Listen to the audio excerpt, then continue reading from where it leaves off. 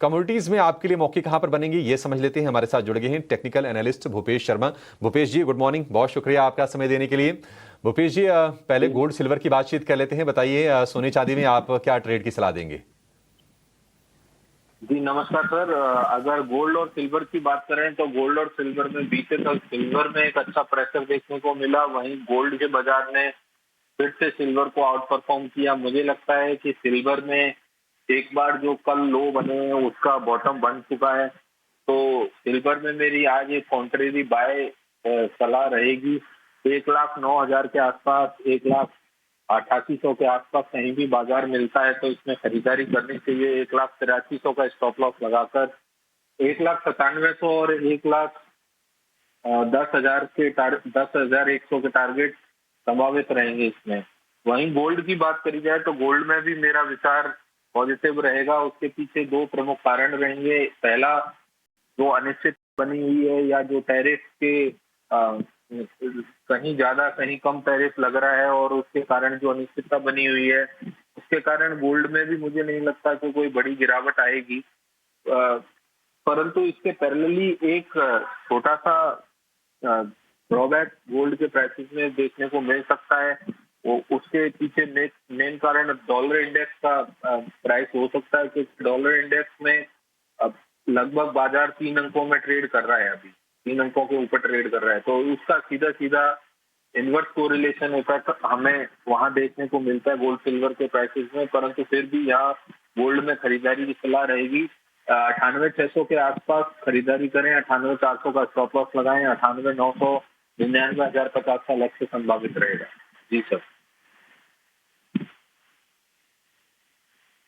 Gold में आपको खरीदारी करने की सलाह है। टारगेट 99,050 रुपए का और 400 का आपको स्टॉप लॉस लगा के ट्रेड करना है गोल्ड को। तेजी देख रहे हैं यहाँ से भूपेश जी।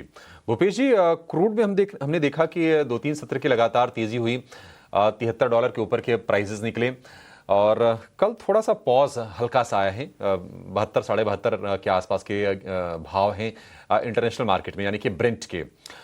MCX में भी हमने गिरावट देखी। क्रूड को लेकर आपका व्यू क्या है? क्रूड क्या आपको लगता है थोड़ा सा ठंडा पड़ेगा यहाँ से, और क्या सेलिंग की रणनीति होगी इसमें? जी नहीं सर, है ना, अगर क्रूड की बात करी जाए तो क्रूड में एक बहुत ही अच्छी रैली इस हफ्ते देखने को मिली है, और टेक्निकली बात करेंगे और फंडामेंटली भी बात करेंगे तो दोनों तरीके से क्रूड में पॉजिटिविटी जारी रहनी चाहिए। मुझे लगता है कि क्रूड का बाजार 6,020-25 के आसपास मिलता है तो वहां पर खरीदारी करें। 5,980 के नीचे का स्टॉप लॉस लगाएं। 6,077, 6,125 का लक्ष्य संभावित रहेगा। और इसके पीछे जो प्रमुख कारण है वो टेक्निकल स्ट्रेंथ है बाजारों का। जो टेक्निकल ट्रेंड पॉजिटिव है, मोमेंटम भी पॉजिटिव है। मुझे लगता है कि बाजारों में पॉजिटिविटी जारी रहनी चाहिए। ठीक है, पॉजिटिविटी जारी रहनी चाहिए। क्रूड को खरीदने की सलाह है। 6,077 और 6,125 के टारगेट के लिए भूपेश जी का व्यू है। 5,980 रुपए का आपको स्टॉप लॉस लगा के चलना है। ठीक है, तो ये क्रूड पर और गोल्ड सिल्वर पर व्यू हो गया। बेस मेटल्स पर आते हैं। बेस मेटल्स में भूपेश जी क्या दांव लगा है? जिंक, एल्यूमिनियम, कॉपर, कहां पर आपको मौके दिख रहे हैं?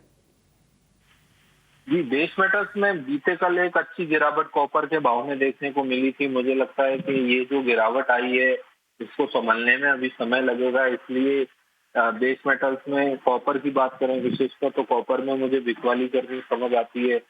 कहीं भी 780 के आसपास बाजार मिलता है तो वहां पर बिकवाली करनी चाहिए। इसका स्टॉप लॉस 784 के ऊपर 880 के आसपास बिकवाली करें। 884 का स्टॉप लॉस लगाए। नीचे में 872 और 868 तक के लक्ष्य संभावित हो सकता है।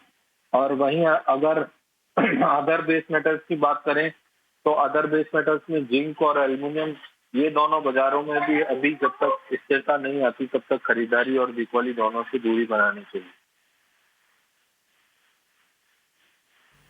ठीक है भूपेश जी, बहुत शुक्रिया। आज आपने सुबह सुबह समय निकाला और विस्तार से कम्युनिटीज़ में कहां पर मौके बन सकते हैं कमाई के लिए, उसके बारे में आपने जानकारी दी।